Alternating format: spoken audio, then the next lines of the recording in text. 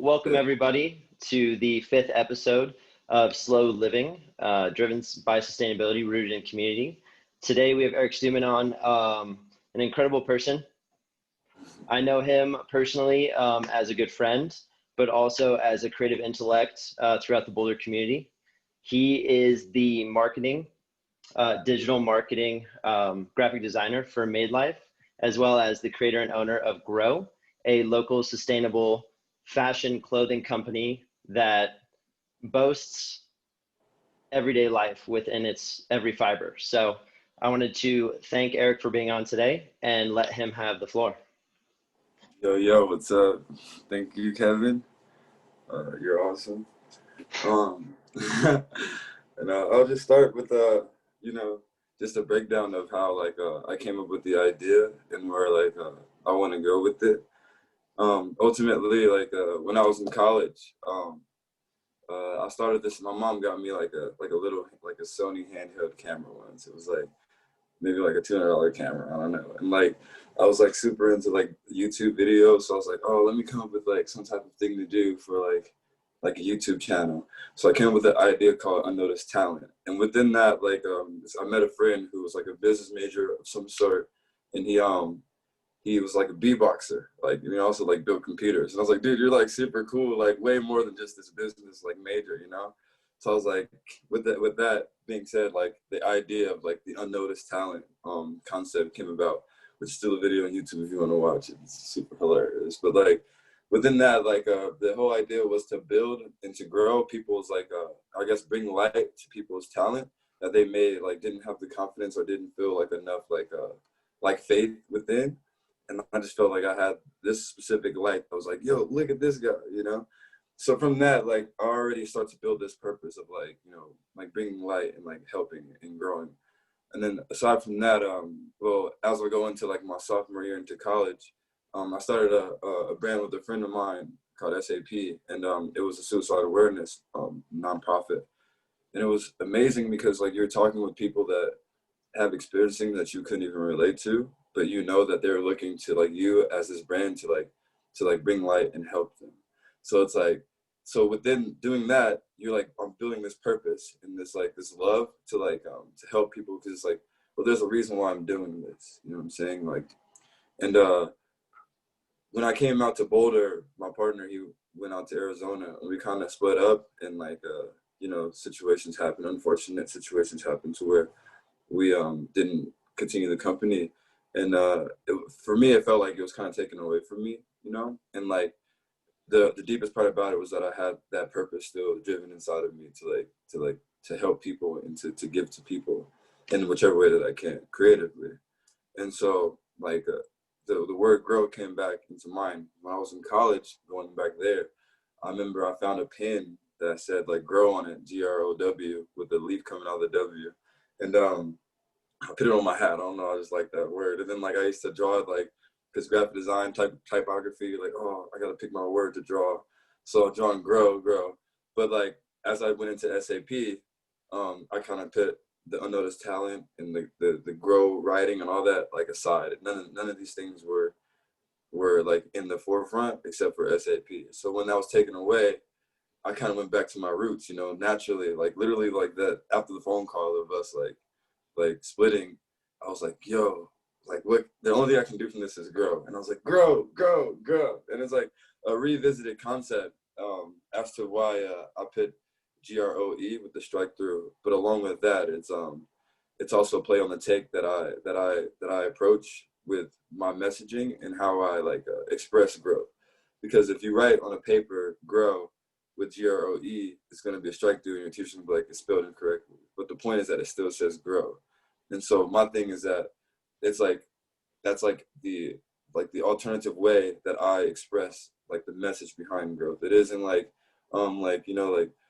comes at you fast, I was telling Kevin earlier. It's instead I'll put an air balloon, you know, and which represents freedom, and then a definition on the back of a version of freedom. And that alone is giving you your own version of getting through whatever situation you're going through. And that's really the purpose behind the brand. But with that, that's just the clothing. And from that on,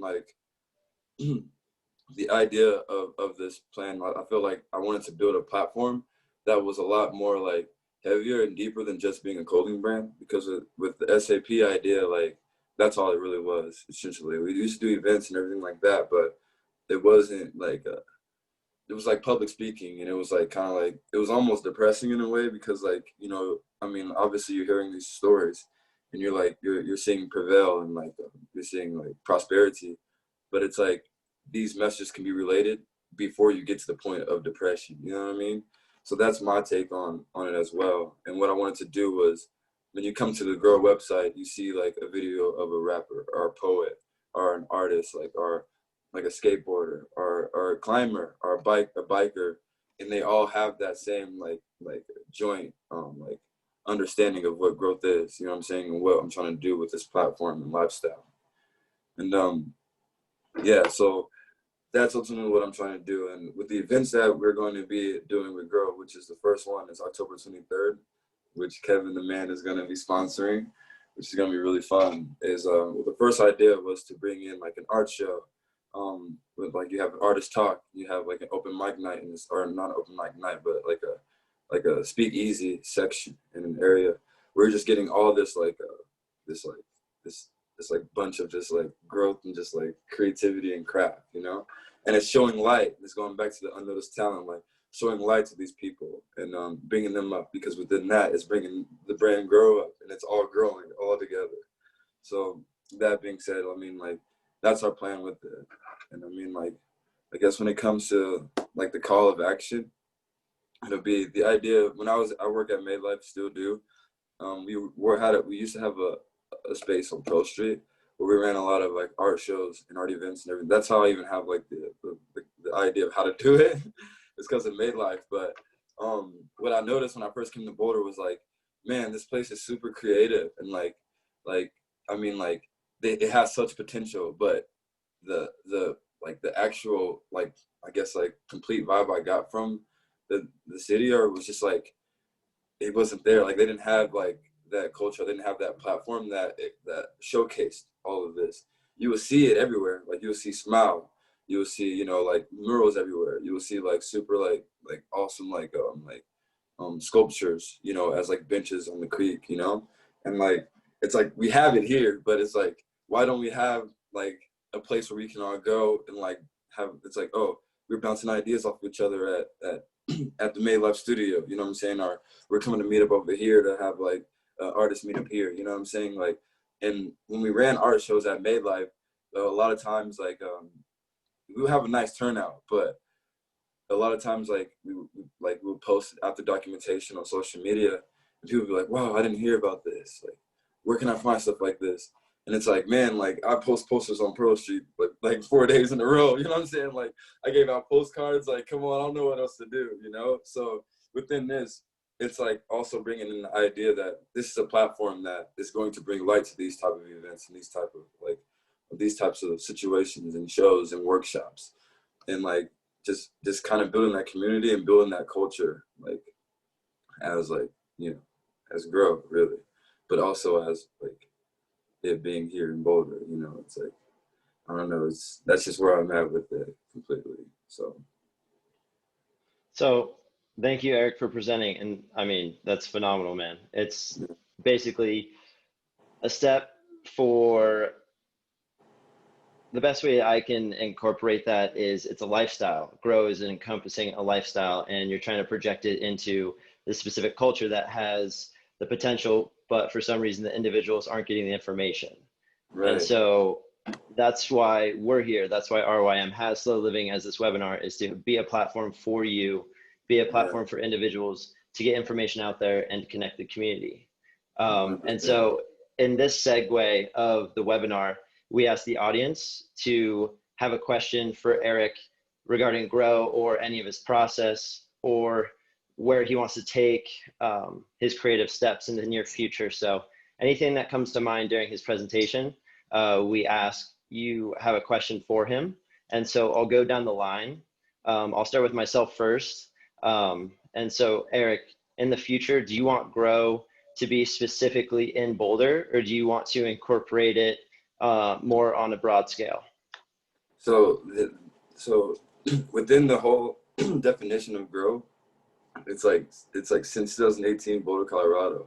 Like I came up with the idea, the revamp, the complete idea for this from being in Boulder. Like for instance, in Boulder, so like it's the home of like concept and Boulder based like brand. But within, I want to get into a place to where you like skateboarding, there's music in there, like there's like it's a whole vibe. It's like I guess like dream I have for the brand. It's, Can you hear me? yeah. I just froze. There's a little bit of technical difficulties with my Wi-Fi, so I apologize. I You're got good. most, but I'm sorry I didn't catch the end, Eric. Oh yeah. Well, I was saying like, I mean, where'd you leave off at? How you want to expand it? You were talking about skateboarding. Yeah. So like, yeah. So ultimately, what I was saying was like I wanted to be to a place where it's a place where people can come and it's like you have that vibe where you come and there's like people out front just kicking it. You come inside and it's like you're hanging out, you're just vibing, but you're also getting that sense of grow. And that's a place also where you can see where the events are going. You can see what's going on artistically, and we have people like that are creative in this sense, you know, and they're coming to the store and they're also like producing and showcasing their work as well, because that's what it's all about. But ultimately, yeah, like it's a Boulder based like idea. It's a Boulder based concept. It's literally Boulder. Like I came up with it here. Like I Yeah, lived in, I'm from Oakland, California, went to college in Kansas, lived in Missouri, Nebraska. I lived in a lot of different places, and like I came up with this idea here in Boulder. So that's why I feel like it's where it's gonna be from, you know. absolutely. Yeah, Absolutely. I appreciate that. Thanks for sharing. All yeah. right, we'll go to Jared Miller. Jared, do you have a question to ask Eric? Yeah, I got a question for you. So I did notice throughout your presentation, you brought up light a lot, and I can definitely see that. Just how you present yourself, how you talk about everything you've done, the journey up to this point, and also just talking about the GROE brand and where you want to take it. I was just wondering if you like have one specific memory or like a couple things that really inspired you with that light and where you kind of saw that take off, or if that's Yeah. just kind of been something that's been ingrained in you. Well, I feel like to answer, yeah, I feel like I've been in a point to where I mean, my mom always said you have a smile that like people have been trying to take away from you since you were like a baby, you know, like like I've always been through process like within my life growing up to deal with like having to prevail or go through the situation and have like this like, okay, it was rough here, but now I'm here and I'm looking back like, wow, like where I'm at now, I wouldn't be here if it wasn't for that. And I think just me, like since I was 19, I've been like kind of on my own anyway. So it's like I think within that I just built like comfort and just kind of like a natural like process to take life in that matter. So I think like when it comes to this, like when you say light, I bring it in as a purpose because I feel like it's the thing that like is the closest thing to me, you know what I'm saying? And it's like something that I feel like defines me extremely. And if you and for an example, I guess when you said any type of memory, I thought about the times when like when I was doing the suicide awareness nonprofit, and there's be times that people come up and they'll see the shirt, it just said SAP across. And they're like, what is that? I like the look of that. And I was like, oh, it's a Sky Island Project. It's a suicide awareness brand. They'd be like, whoa, like my sister like almost tried to commit suicide last week. And I was like, fuck, like it's something that I never like experienced ever or could relate to in that sense. But like understanding that I'm now in a position to where I'm helping people like that I think is what sparked like the love of doing it, you know, because it's always been a part of me. But that's, I think, those moments, even with GROE, when you see someone wearing the shirt, like, you know what I'm saying, like, and they like love it and they have their own take on it, their own like understanding of it. It's like this is what I'll live for, you know. So hopefully that answers your question. Yeah, for sure. Thanks. Appreciate Thank the you. question, Jared. All right, we'll move on to Ted. Ted, do you have a specific question for Eric? Eric, thank you for your time, but I do not currently have a question. Oh, thank you. All right, thank you. All right, we'll move on to Hayden. Hayden, do you have a specific question for Eric? Hey, sorry. Can you guys hear me? Yeah, we can hear you fine. All right. Yeah, I think it's maybe less of a question, more of a observation or statement, but Boulder being such a tech scene and growth having such a different definition in that scene, like everything is about growth, get it as high as you can, sell it high. How do you think that kind of plays into the vibe in Boulder? Where you have that's the thing. It's like when I was in college, I did graphic design, but I did video production since I was a freshman, and I worked as like a camera guy, like field camera guy in college, and did music. And the thing about graphic design is I felt like it was one thing that can connect my video skill, my music skill, my photography, any skill that I have into one bit. And the thing about GROE is in this town is, yes, like that's what you do realize it is heavy tech, you know what I'm saying? But it's like, there's no reason why like this tech company can't meet with this, like, just straight up creative, like circle company and come up with something that like builds into something that we can't even, imagine right now. So I guess like, that's the point that I guess that I felt was like, man, there's this scene that is that, but there's also like the people here. Like if you go out, you see people are creatively dressed, or they like what they are into, is super like art, and it's like, but they don't have that platform here because like you said, there's it's a place of startups and like, co-working spaces and stuff like that, but it's like, instead of it just being like, oh, this guy does, like he runs this like bike company in this area, in this co-working space, and these people are trying to do like creative accelerator. Why not connect these two people? Because for example, there's a guy who actually started a pro cycling brand that's in our co-working space at Madelife, and I was just walking and he's like, yo, Eric, you know how to do t-shirts? I see you do t-shirts. I have a couple ideas. Can we work together on that? Oh, also, animation? Can you do this animated logo for me? You know what I'm saying? And it's like, so that alone is like already connecting, and you're growing in two different worlds. You know what I'm saying?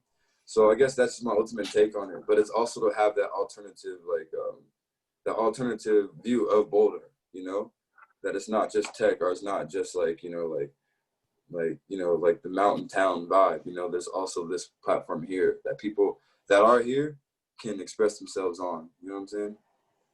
Yeah. Absolutely. Hopefully. Thanks for your question, Hayden. All right, Steven, do you have a specific question for Eric?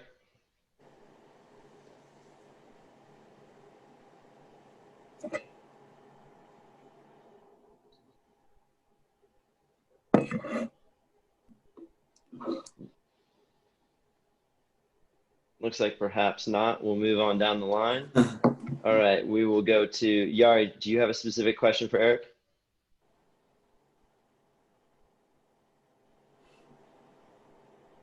Next. Yeah. So sorry.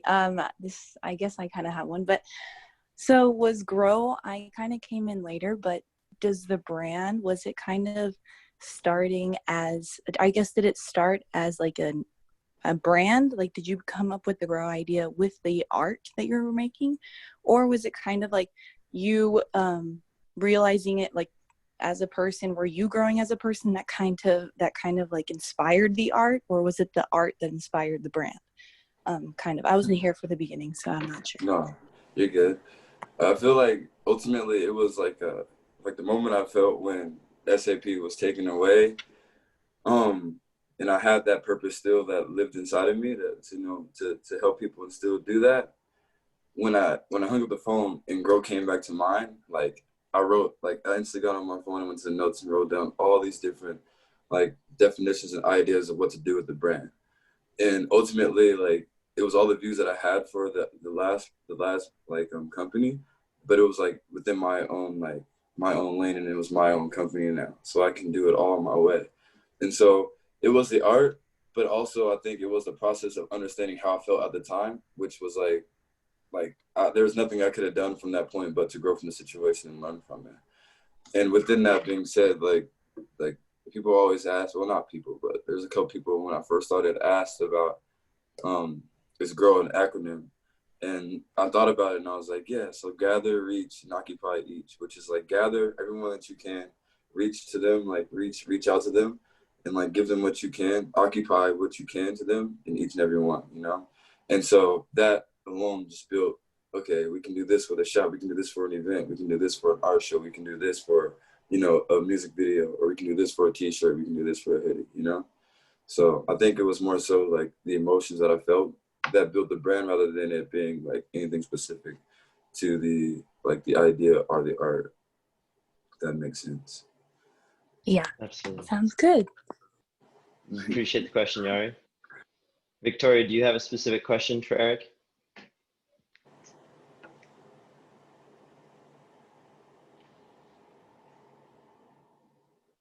Oops, can you hear me?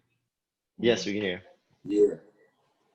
Thanks, Eric. This is really, really good to hear about and interesting. I have a question also about your Boulder community, and if you feel like you already kind of have a good community of artists and creatives that you collaborate with, or do you kind of use your GROE brand and platform to seek out people that might not otherwise have, you know, a platform to show their work, or, you know, do you kind of like allow them to speak up about what they're doing?